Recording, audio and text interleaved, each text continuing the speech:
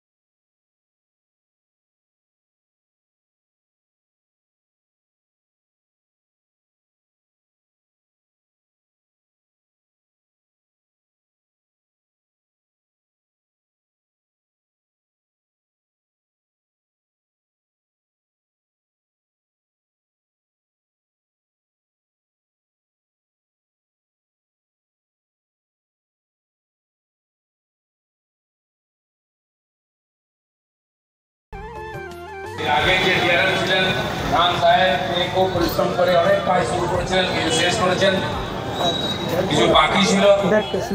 আজকে সাহেব এসে ছক্কা মারছেন, সব উদ্বোধন করছেন ফটাফট। তো তাকে ধন্যবাদ। আমার মনে হয় তার হাত দিয়ে আরো বড় বড় কাজ হবে। খড়গপুরবাসীর যে ইচ্ছা ছিল রেলের মাধ্যমে এই শহরের উন্নয়ন হোক, সেটা সম্ভব হবে। কারণ রেল আর খড়গপুর এক, রেল এগোলে খড়গপুর এগোবে। এই যে ফ্লাইওভার, দুদিকে দুটো গেট, হরিদা আর গিরি ময়দান, এই দুটো গেট এত বেশি জাম হতো, আধা ঘন্টা পর্যন্ত, আরো বেশি 40 মিনিট পর্যন্ত দুটো গাড়ি বেশি জাম হয়ে যেত। ওদিকে বাজার, এদিকে পাশের রাস্তা, হাজার হাজার লোকের যাতায়াত, এবং প্রত্যেক দিন আমাদের অসুবিধায় পড়তে হতো।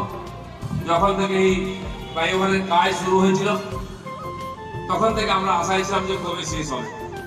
যাই হোক, যথাসময় শেষ হয়েছে। আজকে উদ্ঘাটন এবং এই যে জগন্নাথ মন্দির পরিসর, এরও রূপ পুরো পাল্টে গেল। এখানেও আমি মন্দিরের উন্নয়নের জন্য কয়েক লক্ষ টাকা দিয়েছি, যাতে সামনের পরিসর কাজে লাগে, এখানে বসতে পারেন, সাংস্কৃতিক অনুষ্ঠান হতে পারে। তার সঙ্গে যখন এখানে জুড়ে গেল ফ্লাইওভার, এই জায়গারই পরিবেশ পাল্টে গেছে। তো এই বহু খড়গপুরের জীবন সেতু হয়ে গেল। গতকাল আমাদের এই শহরের প্রাক্তন এমএলএ চাচা জ্ঞান সিং সোহনপালের জন্মতিথি ছিল 98তম। তিনি কেন্দ্রীয় মন্ত্রীও ছিলেন, বহু বছর এই দেশের এখানকার মানুষের সেবা করেছেন। তার রাজনীতি অনুকরণীয়, তাকে আমরা মনে রাখতে চাই। তাই আমি রেলকে আবেদন করেছি, এই সেতুর নাম জ্ঞান সিং সেতু রাখা হোক। আমি ঘোষণা করছি এমপি হিসাবে, আপনাদের প্রতিনিধি হিসাবে, যে চাচাজি আছেন তাকে আমরা এই সেতুর মাধ্যমে বেঁচে রাখতে চাই। আগামী প্রজন্ম যেন জানুক যে একজন জনপ্রতিনিধি এখানে আমাদের জন্য সেবা করেছেন, তাকে আমরা যেতে আসতে তার নাম দেখবো, ছবি দেখবো। সেই জন্য আমি এটা ঘোষণা করে দিচ্ছি। নাম বাকি যা সিস্টেম আছে, ফর্মালিটিস আছে, আমরা চিঠি লিখবো, আমি চিঠি লিখবো, যাতে আর সরকারি ভাবে ঘোষণা করে তার নাম ফলক নামিয়ে এটাকে জ্ঞান সিং সেতু হিসাবে ঘোষণা করা। তার পাশেই একটা পেট্রোল পাম্প হয়েছে রেলেরই জায়গায়। শহরের মধ্যে এখানে পেট্রোল পাম্প ছিল না, সেই স্টেশনের কাছে ছিল। এই অঞ্চলের লোকের জন্য সুবিধা হবে। এবং রেলের সেতু নিচেই দেখতে পাচ্ছেন আপনার, হাঁটতে গিয়ে ট্রিটমেন্ট প্ল্যান্ট তৈরি হচ্ছে। কয়েক বছর ধরে কাজ চলছে, কিন্তু মাঝখানে ফান্ড ক্রাইসিস হয়েছে, 2 বছর করোনা হয়ে গেছে, সরকারও সমস্যায় ছিল। গত বছর থেকে আবার ফান্ড অ্যালটমেন্ট হয়েছে, কাজ জোরদার চলছে। খড়গপুরে যে জলের সংকট অলরেডি শুরু হয়ে গেল। সরকার, রাজ্য সরকার একটা ট্রিটমেন্ট প্ল্যান করেছিল, সফল হয়নি, ওখানে পড়ে কেউ মারাও গেছে।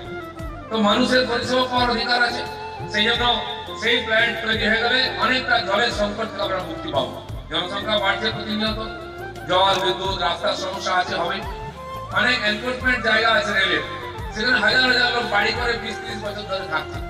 বিদ্যুতের ব্যবস্থা নেই, সেখানে রোড নেই। আমি গেছিলাম মাইমাকে, রামনগর, এসব জায়গাতে সমস্যা আছে। সেই লোকগুলিও এখানকার নাগরিক, ভোটার এবং খড়গপুরের অঙ্গ। আমি মাননীয় ডিআরএম সাহেবের কাছে অনুরোধ করবো, সম্ভব হলে ওখানে রেল থেকে বিদ্যুতের ব্যবস্থা করুন। কারণ অনেক জায়গায় মিউনিসিপ্যালিটি দিয়েছেন, তাদেরকে অনুমতি দিলে তারা জলের, বিদ্যুতের ব্যবস্থা করেন। খড়গপুরবাসী যারা বহু বছর এখানে আছেন, উন্নয়নের সঙ্গে যুক্ত, তারা এই প্রাথমিক সুবিধা থেকে আর বঞ্চিত হবে না, তারা সুযোগ পাবে। অনেক ছোট ছোট সমস্যা আছে রেলের আমাদের এখানে, আমরা জানি। আমরা যারা এখানে রেলের অধিকারী আছেন তাদের সঙ্গে দেখা করি। আমি গত 6 বছর 7 বছর ধরে চেষ্টা করছি, সমস্যার সমাধান অনেক সমাধান হয়েছে।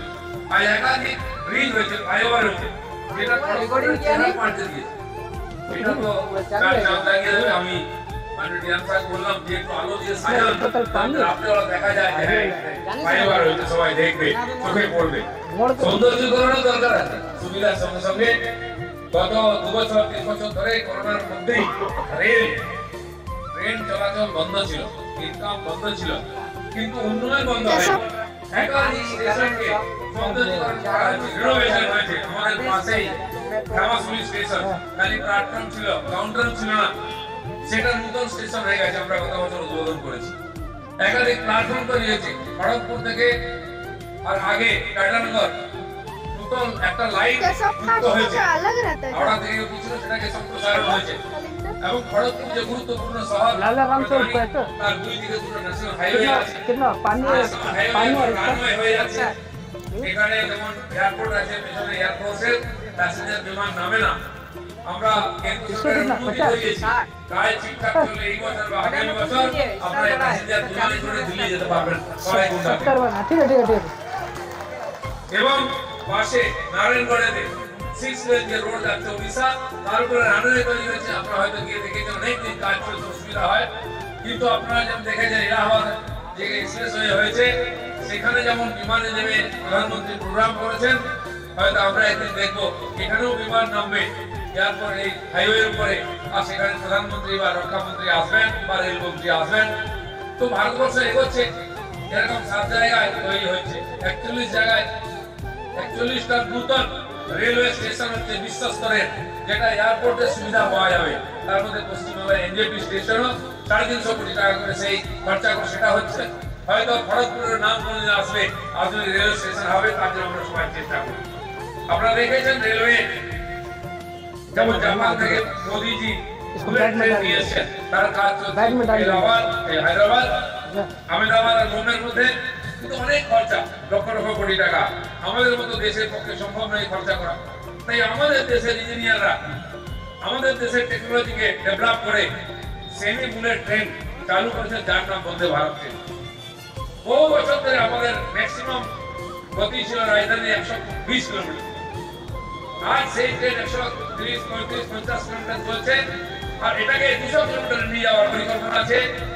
এই যে ভারতবর্ষের আজাদী কা অমৃত মহোৎসব 75 বছর চলছে, অমৃতকাল, সেই সময়ের মধ্যে যেমন আমাদের অর্থনীতি সপ্তম থেকে পঞ্চম স্তরে পৌঁছে গেছে, $5 ট্রিলিয়ন দিকে আমরা এগোচ্ছি। ঠিক সেরকম এবছর রেকর্ড 4 লক্ষ কোটি টাকা, 4 লক্ষ কোটি ডলারে আমাদের যে আমরা এক্সপোর্ট করেছি বিদেশকে, এটাও আমাদের কাছে রেকর্ড। এই মন্দার মধ্যেও ভারতবর্ষের অর্থনীতি এগিয়ে চলেছে, তার প্রতিফলন রেলের মধ্যে পাওয়া যাচ্ছে, মানুষ সুবিধা পাচ্ছেন। রেলের ভাড়া না বাড়িয়েও রেলের সুবিধা উন্নয়ন বাড়ছে, এটা সাধারণ মানুষের জন্য। সেই জন্য আমাদেরও সহযোগিতার প্রয়োজন আছে, রেলের সম্পত্তিটা সুরক্ষা করার প্রয়োজন আছে। আর এই বন্দে ভারত ট্রেন 475টা ট্রেন চলবে এই দেশের স্বাধীনতার 75 বছর উপলক্ষে। আপাতত 40টা 45টা চলবে, 7টা চলেছে, 7 নম্বরটা পশ্চিমবঙ্গ পেয়েছে, আমাদের গিফট হিসাবে প্রধানমন্ত্রী দিয়েছেন। বন্ধুগণ, আজকে আমরা এখানে একত্রিত হয়েছি খালি খড়গপুরের নয়, এই উন্নয়ন খড়গপুর মহকুমার আশেপাশের মানুষের যাতায়াতের পক্ষে সুবিধা হবে। যারা খড়গপুর কেন্দ্রে আসেন ব্যবসা বাণিজ্য করতে, এরকম হাজার হাজার মানুষ চারদিক থেকে আসেন, বেরোবার রাস্তা ওইদিকে ছিল,